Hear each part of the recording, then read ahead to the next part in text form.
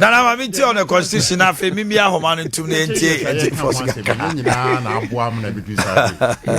na dia asomdwe aba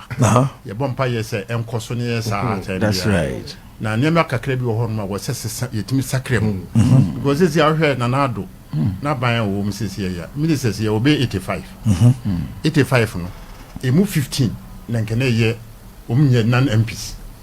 omnye MPs sese ya kra mu mienu afrim chamaten afrim akoto nso afrim onso omnye ministers sese me fan say be 13 pe na ye wo mu e wo outside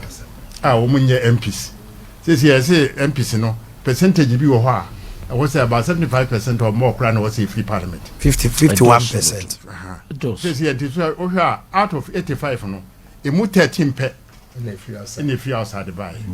In the Zenka, Casa, Katua, entity, Katua, so you say near Yinano. And Terry, woman, all MPs. MPs in the ma double pay. Said the Uncophobia has a double pay, so Bakaya. I NDC parliament double pay. I didn't pay by now. Said the woman who are hunting your castle.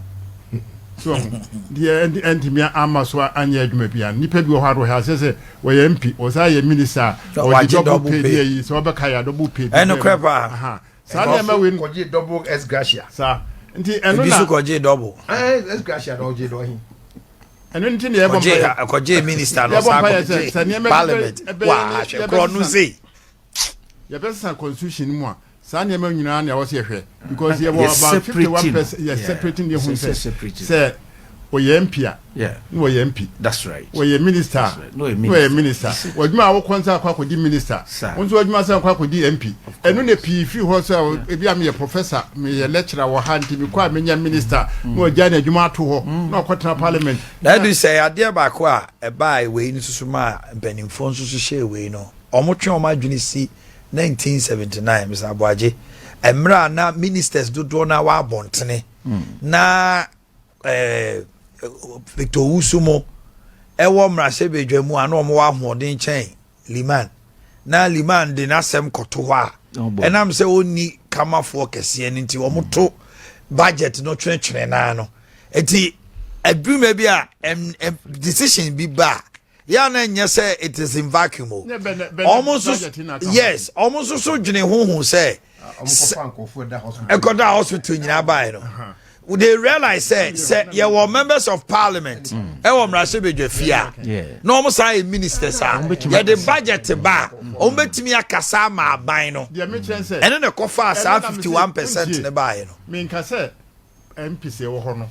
percentage no eso yente so 51 kwotena ho a na wo parliament ya wo hwe TV so hwe parliament BIMT any person na wo ho ye ni ho we are not working administration wo ministry so what I say we are not working adwene dey here ni man no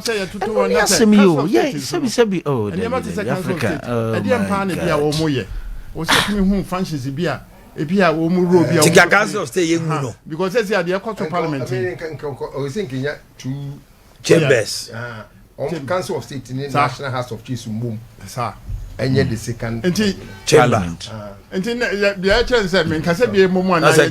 American House of Representatives House of Senate House of Lords ne House of Commons the chance say nsakra bi beba yenhwe we nu nyina ekoso aban na appoint na yenhwe ba bi a ye tosini no na nsakra bi beba mu a yenhwe ne yenye ho dwuma okay